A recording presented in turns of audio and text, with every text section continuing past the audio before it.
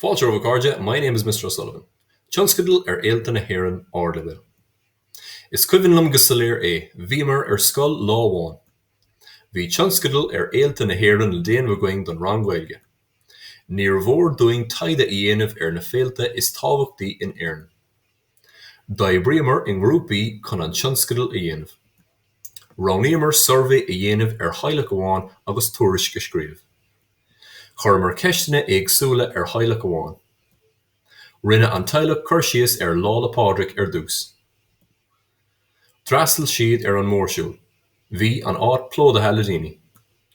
Chonaic siad banna ceol ag casa ceol traidisiúnta. In íag sin rinne siad chuir síos oíche tháina. Bhaisig an teilech an teach le maisiúcháin orúnacha, íoltóga agus do bháin alla. Tháinig leanaí chuig an doras I bheistis bréige, cúcaí agus cailecha. Ag an deire rinne siad chuir síos am nullag. Cúig an teilech amach ag siopadóireacht sa chathair. Bhí na siopaí go léir maisithe, bhí crann nullag olmhórán agus bhí cór ag canna. Ghabh na daltaí buchas leis an teilech.